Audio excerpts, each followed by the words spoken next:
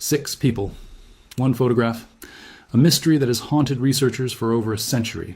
Atlanta, Georgia, 1897.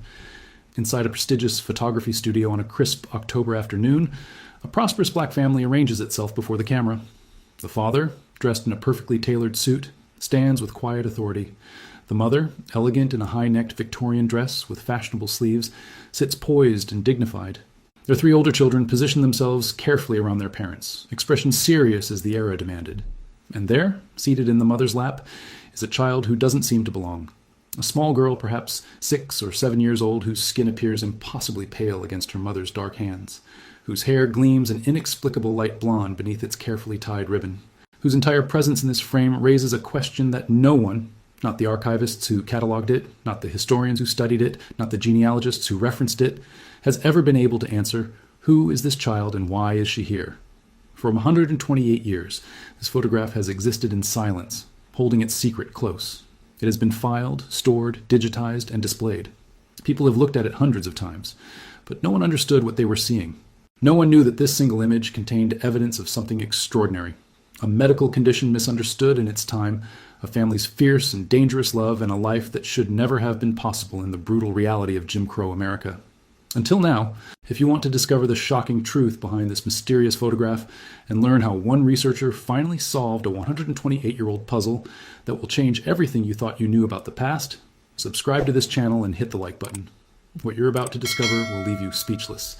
Dr. Rebecca Torres was 6 months into digitizing 19th century Southern photography when she opened catalog file 3847. It was late February 2025. Nearly midnight in her Duke University office, and she was working through the final boxes from a recently acquired Atlanta collection. The photograph appeared routine at first: prosperous black family, formal studio setting, Victorian era. She began filling out the standard documentation form: estimated date, photographic process, probable location. Then she adjusted the screen brightness to examine details more carefully. Her fingers stopped moving across the keyboard. She stared at the monitor for several long seconds, then leaned closer, squinting. She zoomed the image to 200%. Then 400%. "That can't be right," she whispered. The family in the photograph was unmistakably African American. The parents, the 3 older children, all clearly black. Their clothing was expensive and well-fitted. Their posture spoke of dignity and prosperity. The studio backdrop and lighting indicated this was a significant, carefully planned portrait. But the youngest child, a small girl seated centrally in the mother's lap, appeared to be white. Not light-skinned black, not biracial, white. Even in the sepia tones of 1890s photography, the contrast was impossible to miss. The child's skin was dramatically, shockingly lighter than everyone else in the frame. Her hair, styled carefully with a dark ribbon, appeared blonde, almost platinum in tone. Her small pale hands rested against her mother's dark sleeve like snow against midnight. Rebecca had studied historical photography for 15 years. She understood the technical limitations of 19th century cameras, the ways aging and chemical processes could alter images, the common degradation patterns in old photographs. This wasn't any of those things. The image quality was excellent. There was no evidence of retouching, composite work, or multiple exposures. The lighting was consistent across all subjects. This was a genuine, unaltered photograph of 6 people posed together, 5 black, 1 apparently white. Rebecca's mind raced through possibilities. Adoption? But interracial adoption by black families in 1897, Georgia would have been virtually impossible and certainly dangerous. A neighbor's child included for some reason? But why would a formal, expensive studio portrait include someone else's child, positioned so intimately in the mother's arms? A photographic error? 2 separate sittings somehow combined? No, the positioning, lighting, and focus were too perfect. She saved the file and marked it for priority research. Whatever this photograph was, it wasn't routine. It was a puzzle that had apparently stumped everyone who'd seen it for over a century. And Rebecca Torres intended to solve it. The photograph had almost no identifying information. The studio mark in the bottom corner read, J. Morrison and Sons, Photographers, Atlanta Gappers, a well-known establishment that operated between 1885 and 1903. The clothing styles and photographic paper suggested a date between 1895 and 1899. But there were no names, no written notations, nothing to identify who these people were. Rebecca contacted the estate executor who donated the collection. The photographs had belonged to Ernest Whitfield, a retired pharmacist who'd spent 4 decades collecting African-American historical materials before his death at age 93. Uncle Ernest never cataloged most of it properly, his niece explained during their phone conversation. He just collected whatever he could find, always said too much black history was being destroyed or thrown away, so he saved everything he could get his hands on. Rebecca asked whether any documents, correspondence, or records might identify the families in the photographs. The niece promised to search through remaining boxes before the estate auction. 3 weeks later, a package arrived at Duke. Inside were a handwritten receipt, a studio appointment book, and a fragile envelope of customer correspondence. The receipt, dated October 12, 1897, listed Washington family, 6 persons, formal sitting, 4 prints ordered, $8.50 paid in full. Washington. A surname, but no first names. The appointment book was more revealing. On October 12, 1897, 2 p.m., Washington, proprietor, Auburn Avenue Tailoring Establishment, Family Portrait Commission. Rebecca's pulse quickened. Auburn Avenue. In 1897, Atlanta, that was the heart of black economic success. The street where black-owned businesses thrived despite the increasing brutality of Jim Crow laws. If the Washingtons owned a tailoring business on Auburn Avenue, there would be city records. She spent the next week immersed in Atlanta archives, business directories, tax records, property deeds, commercial licenses. Finally, she found it. Thomas Washington, proprietor, Washington & Sons Fine Tailoring, 127 Auburn Avenue, established 1889. Cross-referencing with census records, she assembled the family structure. Thomas Washington, born 1855. Wife Ruth, born 1858. 4 children listed in the 1900 federal census: David, age 16, Samuel, age 13, Grace, age 11, Clara, age 9.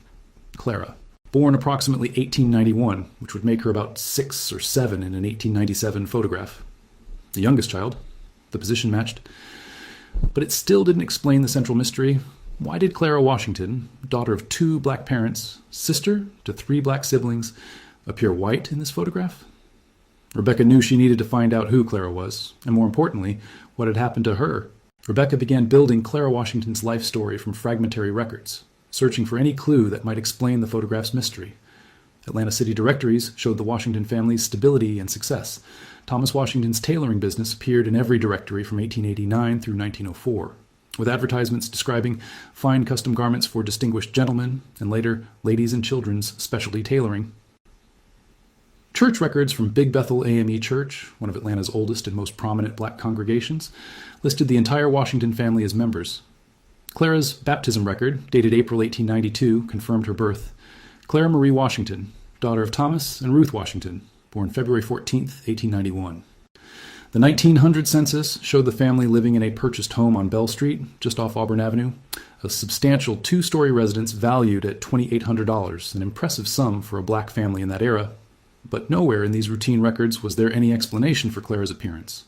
Rebecca expanded her search into medical and institutional records, looking for any mention of unusual children, genetic conditions, or families dealing with medical anomalies. What she found chilled her. In the Georgia State Archives, she discovered reports from the state sanitarium and various county poorhouses from the 1890s. Several entries referenced abnormal Negro children who'd been surrendered by families or removed by authorities, children with physical differences, disabilities, or appearances that deviated from expectations. One entry from 1896 made Rebecca's stomach turn. Female child, approximately 4 years, Negro parents, unusual pigmentation, surrendered to institution by family, county unknown. The language was clinical and cruel. These children were treated as curiosities, defects, shameful secrets to be hidden away. Yet Clara Washington hadn't been hidden. Rebecca found her name in the 1899 Sunday school enrollment at Big Bethel. Clara Washington, age 8, intermediate class. She was attending church openly, participating in children's programs. In 1902, Gate City Colored School records listed Clara as a student, though with an unusual notation: modified attendance schedule, supplementary home instruction approved by administration. The school had made accommodations for her, but she was enrolled. She was being educated. She was part of the community. Whatever Clara's condition was, her family wasn't hiding her. They were raising her openly in a society that typically punished difference with violence or institutionalization. But Rebecca still didn't know what that condition was. The photograph showed the visual evidence, but without medical expertise, she couldn't interpret what she was seeing. She needed a specialist, someone who could look at a 128-year-old photograph and diagnose a mystery that had remained unsolved for over a century. Rebecca contacted Dr. James Mitchell, a geneticist at Emory University whose research focused on hereditary conditions and their historical documentation. She sent him the digitally enhanced photograph without explanation, asking simply, "What do you see when you look at this child?" His response came within 2 hours. Where did you find this? I need to know everything about this image. They met the following afternoon in his office. Dr. Mitchell had already printed the photograph in high resolution and pinned it beside modern clinical images on his bulletin board. This isn't a white child, he said immediately, pointing to Clara's figure in the photograph. This is a black child with complete oculocutaneous albinism. Rebecca felt her breath catch. Albinism? Look at the characteristics, Dr. Mitchell explained, his finger tracing Clara's features. The dramatically reduced pigmentation, not just lighter skin, but near total absence of melanin. The very light hair, probably white blonde or platinum. And if we could see her eyes in color, they'd almost certainly be blue or gray with visible red reflex from light hitting the retina. He pulled up clinical photographs on his computer. Oculocutaneous albinism is a genetic condition affecting melanin production. It occurs in all populations, including people of African descent. In black individuals, the contrast is particularly dramatic, exactly what we're seeing in this 1897 photograph. Rebecca stared at the image with new understanding. So, she wasn't a white child in a black family. She was their biological daughter with a genetic condition. Exactly, and that makes this photograph historically extraordinary. Dr. Mitchell's voice carried intensity now. Do you understand what it meant for a black family in 1897 Georgia to have a child with albinism and raise her openly? He pulled up research files. People with albinism, especially black children with albinism in the Jim Crow South, faced horrific discrimination. They were called ghost children, cursed, unnatural. Many communities believed they were supernatural beings or evidence of sin. Families typically hid these children completely, or worse. Worse? Rebecca asked quietly. Abandonment, institutionalization, in some cases, infanticide. Dr. Mitchell's expression was grim. There are documented cases of black children with albinism being killed by their own communities out of superstition and fear. He turned back to the photograph.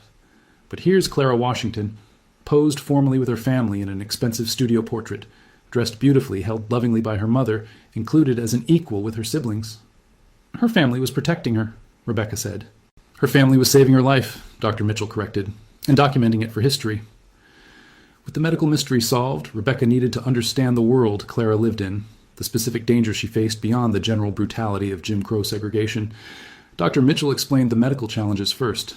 Albinism causes severe photosensitivity. Clara's skin would have burned within minutes of direct sun exposure. In Georgia's climate, without modern sunscreen or UV protective clothing, she would have needed to stay indoors most of the time, or cover completely when outside. He continued, her vision would have been significantly impaired. Nystagmus, which is involuntary eye movement, severe nearsightedness, extreme light sensitivity. In bright conditions, she might have been functionally blind. There were no treatments available in the 1890s, no corrective lenses that could help, no low vision aids. But the social dangers were even more severe. Rebecca found newspaper archives from 1890s Atlanta filled with pseudoscientific racism, eugenics propaganda, and articles treating any physical difference in black people as evidence of inferiority. The Atlanta Constitution regularly published pieces promoting white supremacy and describing black Americans in dehumanizing terms. In this environment, a black child who appeared white would have been dangerous on multiple levels. White supremacists might have seen Clara as evidence of racial contamination or degeneracy, potentially targeting her family with violence. Black communities, influenced by African spiritual beliefs carried through slavery, sometimes viewed albinism as supernatural or cursed, leading to ostracism or worse. Rebecca found a chilling article from the Savannah Tribune, a black newspaper dated 1893, Tragic Death of Unusual Child. The brief report described a 6-year-old with white appearance born to colored parents who died under suspicious circumstances in rural Georgia.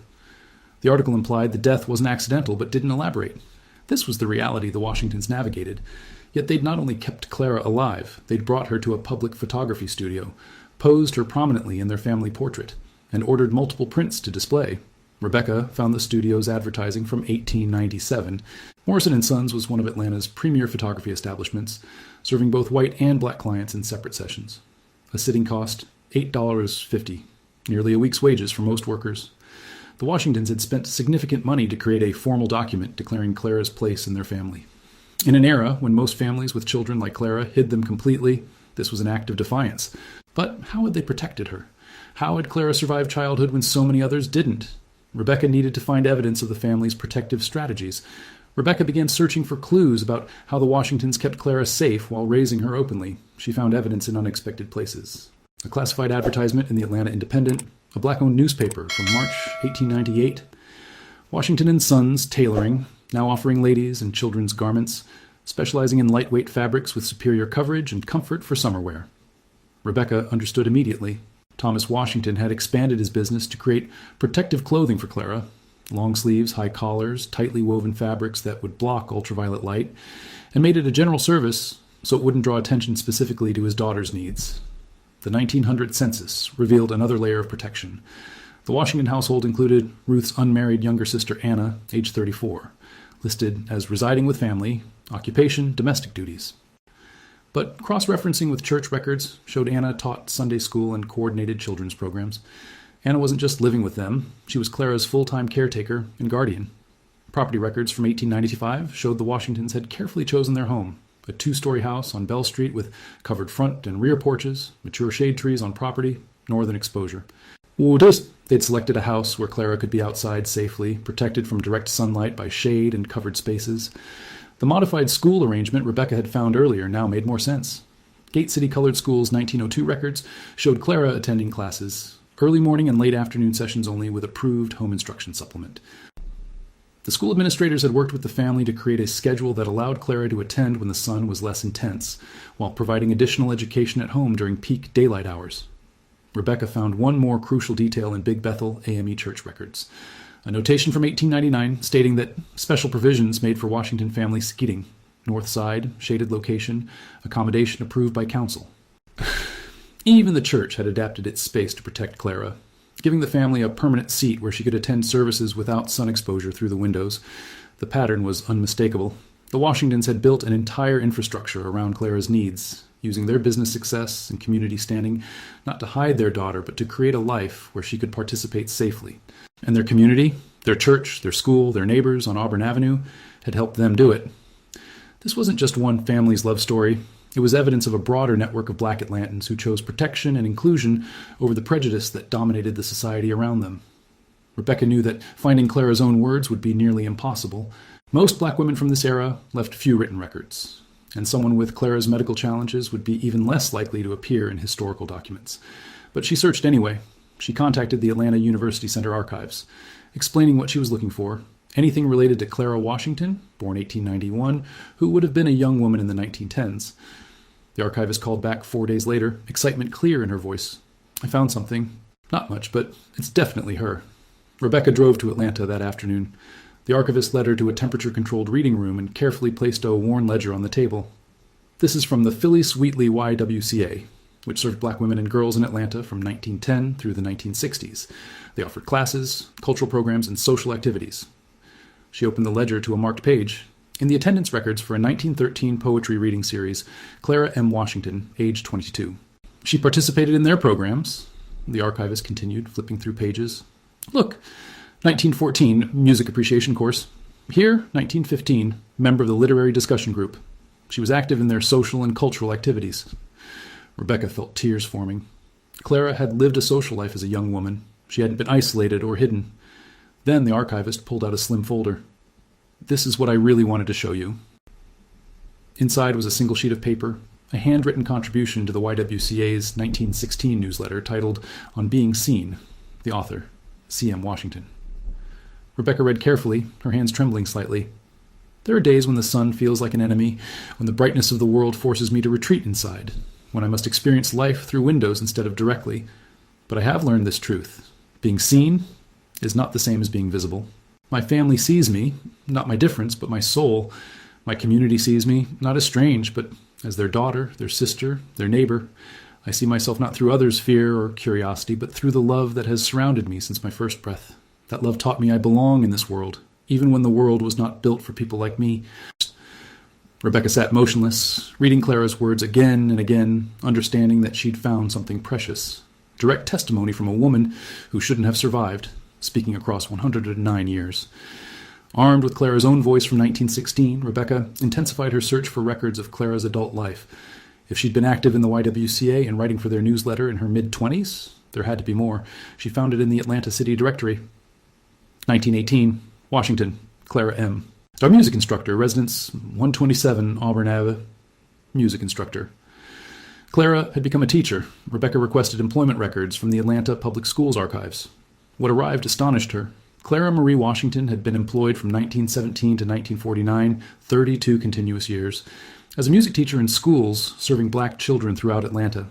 The records showed she taught piano, music theory, vocal training, and directed student choirs. Rebecca understood the brilliance of this choice. Music instruction happened indoors, often in interior rooms or basements where light was minimal. Piano teaching was conducted one-on-one or in small groups, not requiring a teacher to see clearly across large spaces.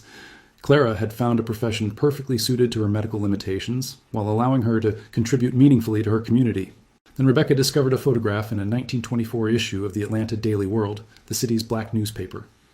The image showed the faculty of Gate City Colored School, the same institution Clara had attended as a child with special accommodations. There, in the second row, stood a woman wearing a wide-brimmed hat and long sleeves despite the apparent summer heat. Clara Washington, age 33, now teaching at the very school that had welcomed her as a student. More evidence emerged. A 1932 church program from Big Bethel AME listing Clara Washington as director of the children's choir. A 1938 photograph of a student piano recital showing Clara seated at the instrument, her face turned slightly away from the camera to avoid the bright flash. The 1940 census listed Clara living with her widowed mother, Ruth, now age 82. Clara's occupation: teacher, public school system. Clara had never married or had children, likely a deliberate choice, understanding the genetic nature of albinism and the challenges of her own experience. But she'd built a life of purpose, service, and community contribution. She'd done more than survive in a world that told her she shouldn't exist. She'd thrived, touched hundreds of lives through her teaching, and carved out a space of dignity and respect in a society built to deny her both. The girl in the 1897 photograph had grown into a woman of quiet, powerful resilience. Rebecca found Clara's death certificate in the Georgia Vital Records Archive. Clara Marie Washington died January 8, 1970, age 78, Atlanta, Georgia. Cause of death: metastatic melanoma. The cruel irony struck Rebecca immediately. Clara had lived decades longer than anyone might have expected, carefully protected from sun damage by her family's vigilance and her own precautions. But albinism's brutal reality was that even minimal UV exposure accumulated over a lifetime, and without melanin's natural protection, skin cancer was nearly inevitable. Clara had outlived both her parents, her brothers David and Samuel, and her sister Grace. She'd witnessed the transformation of Auburn Avenue from the center of black prosperity to a street struggling with urban renewal. She'd lived through Jim Crow's worst years and seen the civil rights movement begin to dismantle the system that had threatened her existence. The death certificate listed her residence as the house on Bell Street, the same property her parents had purchased in 1895. She'd spent her entire 78 years in that house. Rebecca requested probate records.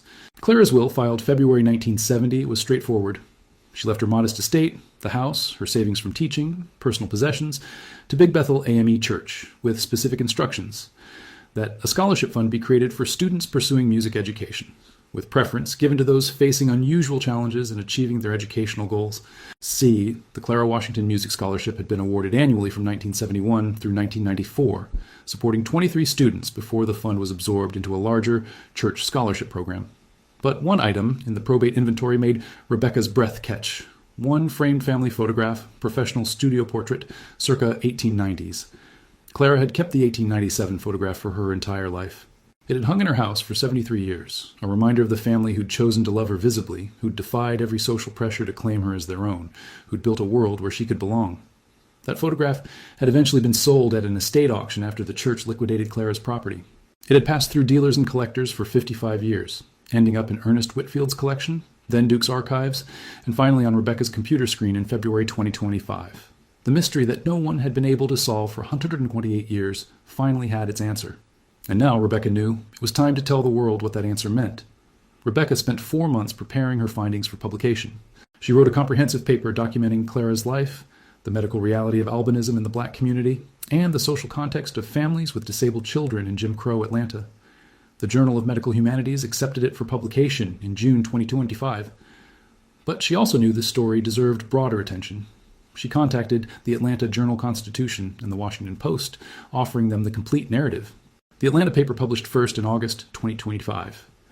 The mystery of the 1897 photograph, how researchers finally identified a black child with albinism and her family's extraordinary love.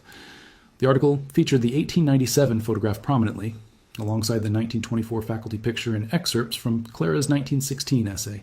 It detailed the Washington family's protective strategies, Clara's 32-year teaching career, and the medical significance of the discovery. The response was immediate and overwhelming. Within a week, the newspaper received calls from people who'd been Clara's students. An 87-year-old woman named Dorothy called from Decatur.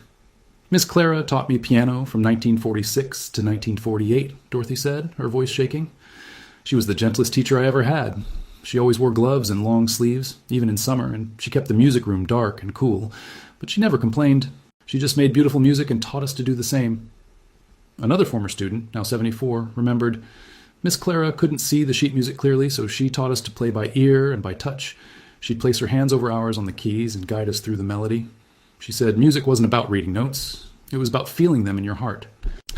Big Bethel AME Church held a memorial service in September 2025, honoring Clara's life and reinstating the Clara Washington Music Scholarship as a permanent endowment.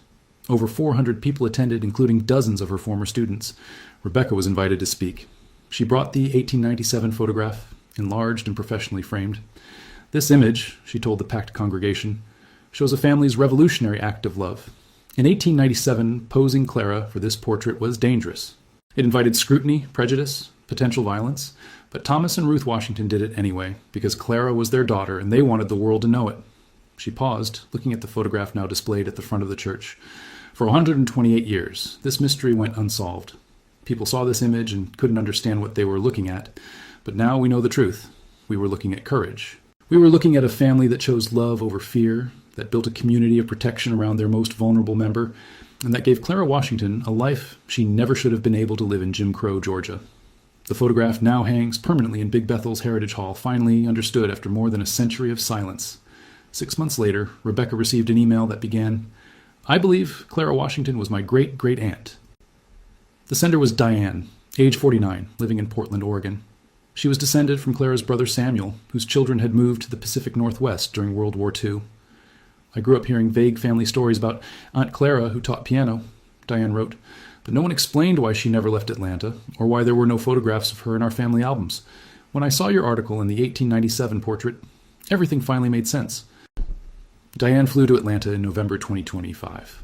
Rebecca met her at the church and showed her everything she'd discovered about Clara's life. They stood together before the framed 1897 photograph. Diane stared at Clara, the small girl in her mother's lap, the one who looked so different, the one whose family loved her enough to make her visible when the world demanded she be hidden. My grandmother must have known about Clara, Diane said quietly, tears streaming down her face. Samuel's daughter. She must have known her aunt had albinism, but she never told us. Maybe she was protecting Clara's memory. Maybe she didn't know how to explain. Or maybe, Rebecca suggested gently, she was continuing what your family had always done, protecting Clara in the way she thought best. Diane nodded. I wish I'd known her. I wish I'd known this story while I was growing up. Before leaving Atlanta, Diane requested copies of everything, the photographs, the teaching records, Clara's essay, the newspaper articles. She wanted to share Clara's story with her children and grandchildren. They need to know, she said, that we come from people who chose love when the world chose hate, who built a life for someone society said didn't deserve one, who were brave enough to say, this is our daughter and she belongs. Rebecca's research paper was published in September 2025 and won the year's Medical Humanities Award. More importantly, it became required reading in genetic counseling programs, medical history courses, and disability studies departments across the country. Clara Washington's story, accidentally preserved in a photograph, misunderstood for 128 years, finally solved by medical expertise and historical determination, now teaches thousands of students annually about genetics, family resilience, and the intersection of race, disability, and love in American history. The mystery that no one could unravel has finally been solved. And the little girl in her mother's lap, the one who seemed impossible, who defied explanation, whose very existence was a puzzle, has finally received the recognition and honor she always deserved. The 1897 photograph no longer holds a mystery. It holds a testament